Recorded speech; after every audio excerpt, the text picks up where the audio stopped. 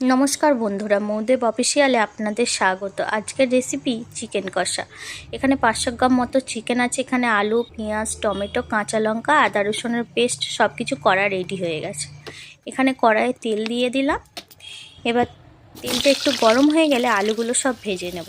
আলুগুলো ভাজার জন্য একটু সামান্য পরিমাণ নুন আর একটু হলুদ দিয়ে আলুটাকে ভালো করে লাল লাল করে ভেজে নেব। আলুটা ভাজা হয়ে গেছে, লাল লাল করে দেখুন আলুটা লাল লাল করে ভেজে নিয়েছি। এবার একটা পাত্রে তুলে নেব। তুলে নিয়ে কড়াই তেলের মধ্যে কাঁচা লঙ্কা আর পেঁয়াজটা ভাজতে দিয়ে দিয়েছি।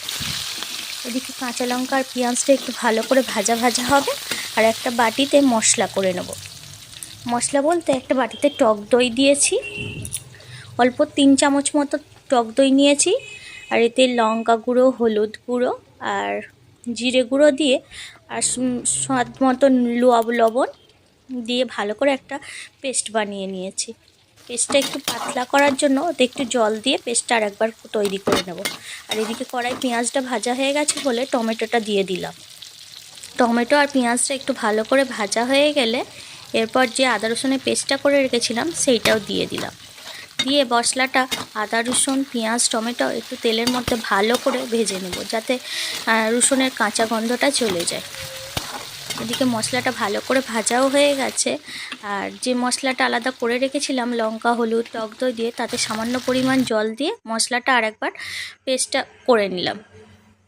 দিয়ে সেই মশলাটা এবারে কড়ার মধ্যে ঢেলে দিয়েছি। আদা রসুন আর সব ভাজা হয়ে গেছে বলে এবার এই মশলাটা একটু ফুটতে দেবো।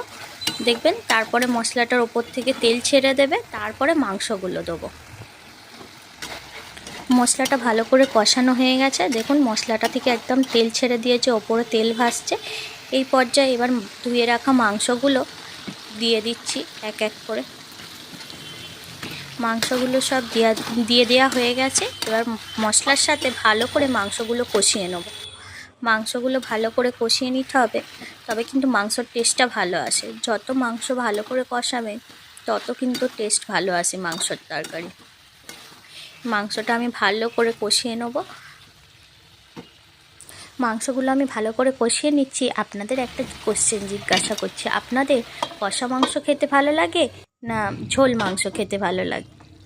এখানে মাংস কষাতে কষাতে ভেজে রাখা আলুগুলোও দিয়ে দিয়েছি, দিয়ে তার সাথে ভালো করে কষিয়ে নেব। এবার একবার ঢেকে ঢেকে একটু কষাচ্ছি, যাতে মাংসটা সেদ্ধও হয়ে যায় আর মাংসটা ভালোভাবে কষানোও হয়ে যায়। রবিবার মানে সবার বাড়িতে মাংস হয়, কিন্তু আজকে তোমাদের বাড়িতে কি রান্না হচ্ছে কমেন্ট করে জানাবে। মাংসর তরকারি ভাত হলে বাড়িতে আর অন্য কিছু রান্না হলেও কিন্তু সেই দিকে নজর যায় না আমাদের। সত্যি বাঙালি যেমন প্রিয় হচ্ছে মাছ ভাত, তেমন মাংসর তরকারি মানেই রবিবার, ছুটির দিন। ছুটির দিন মানে কারোর বাড়িতে মটন চিকেন হবেই। রবিবারের দুপুরে গরম ভাত আর মাংসর তরকারি, দুপুরের খাবারটা জাস্ট জমে যায়। এদিকে কথা বলতে বলতে মাংসটা আমার কষানো হয়ে গেছে। আর মাংসতে আমি একটু অল্প জল দিয়ে দিয়েছি। দিয়ে এবার মাংসটা ভালো করে ফুটতে শুরু করে দিয়েছে। জল দেওয়ার পরে এবার ঢাকা দিয়ে দেবো। ঢাকা দেওয়ার পরে আর 5-10 মিনিট ফোটাবো। ফুটিয়ে গরম মশলা দিলেই আমার মাংসের তরকারি কমপ্লিট হয়ে যাবে।